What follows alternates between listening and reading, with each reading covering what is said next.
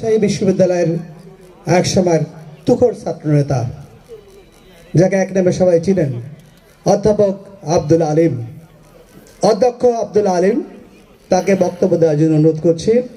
এ পর্যায়ে বক্তব্য রাখছেন মোড়লগঞ্জ থেকে আগত মোড়লগঞ্জ শরণখোলার জনমানুষের নেতা অধ্যক্ষ আব্দুল আলিম। ধন্যবাদ। আমিরে জামাতের সাথে আলেমদের আমাদের গত পরশুদিন একটা বৈঠকে এই সতর্কতুন আহ্বান জানানো হয় যে অন্য সব ধর্মের লোকেরাই মারা যাওয়া ব্যক্তিদের, শহীদদের বলে স্মরণ করছি, আজকে স্মরণ করছি, আজকে স্মরণ করছি। এটা ওই মৃণালকেও স্মরণ করে, গোবিন্দকেও স্মরণ করে। এটা দিয়ে আমাদের পুরো কথাটা আসে না।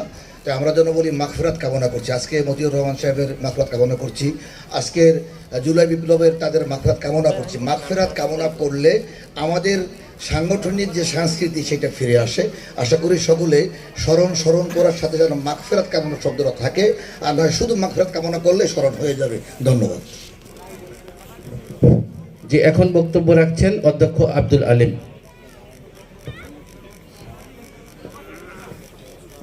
আউযু বিল্লাহি মিনাশ শাইতানির রাজিম। বিসমিল্লাহির রহমানির রহিম।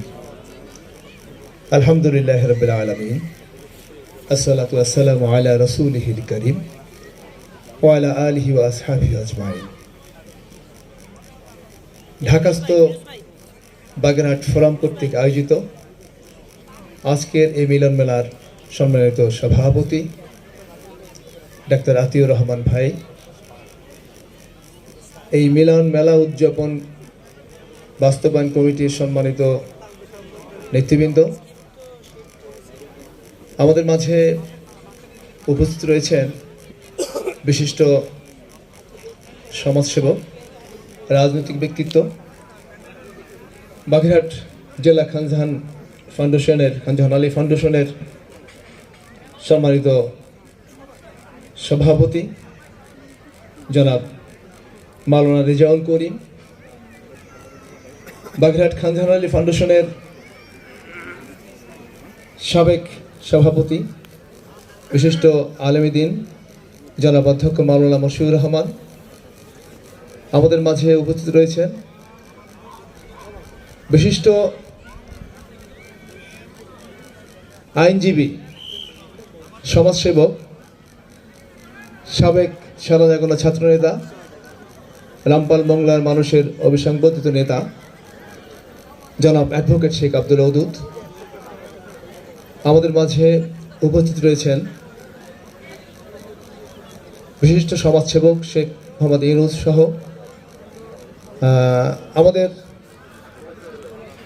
বাগেরহাট থেকে আগত নেতৃবৃন্দ। আমরা ইতিমধ্যেই দেখতে পেয়েছি কাজী মনির আমাদের মাঝে উপস্থিত হয়েছেন। প্রাণপ্রিয় বাগেরহাটবাসী, বাগেরহাটের সন্তানেরা, বাগেরহাটের ভাইয়েরা, আসসালামু আলাইকুম রহমতুল্লাহ বারাকাতুহু। আমরা যারা বাগেরহাটে জন্মগ্রহণ করেছি, আমরা কিন্তু মহান আল্লাহর কাছে কোনো আবেদন করে এখানে আসিনি। আল্লাহ রাব্বুল আলামিন আমাদেরকে এই জনপদে পাঠিয়েছে।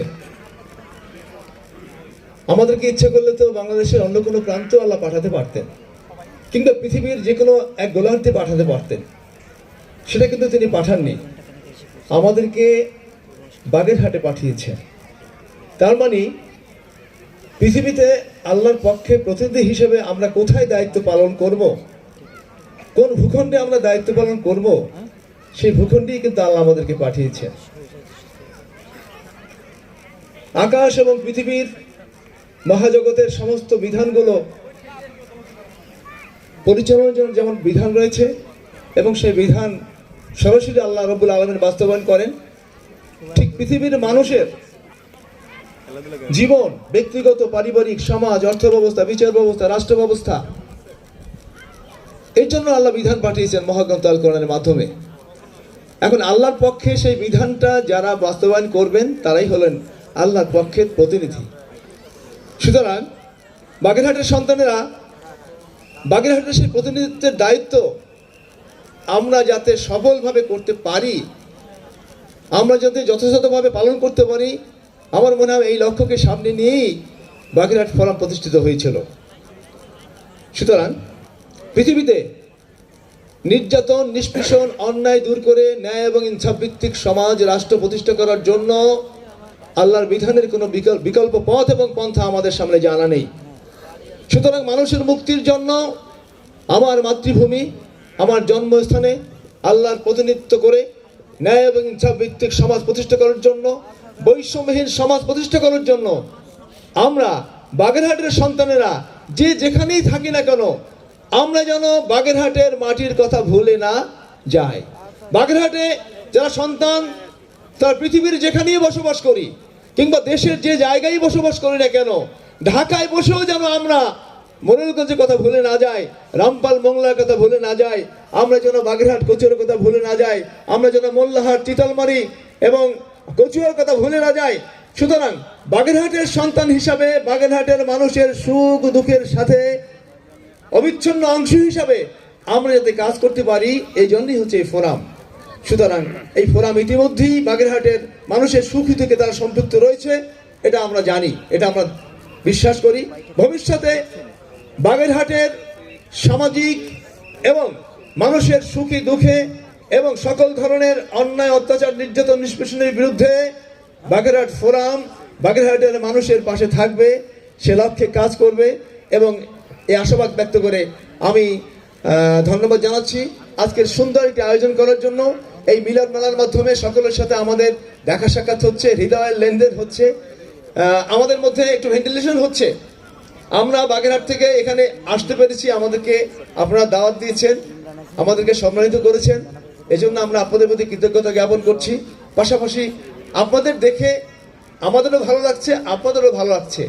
একে অপরকে পরস্পরের সাথে মিলিত হওয়ার যে সুযোগ আমরা পাই কর্মব্যস্ততার মাঝেও, এই সুযোগটুকু করে দেওয়ার জন্য আমি আবারও বাগেরহাট ফোরামের প্রতি, তাদের নেতৃবৃন্দের প্রতি কৃতজ্ঞতা জ্ঞাপন করে আজকের সুন্দর মিলন মেলা সফল হোক, সুন্দর হোক, সে আশাবাদ ব্যক্ত করে আমি আমার সংক্ষিপ্ত কথা এখানে শেষ করছি।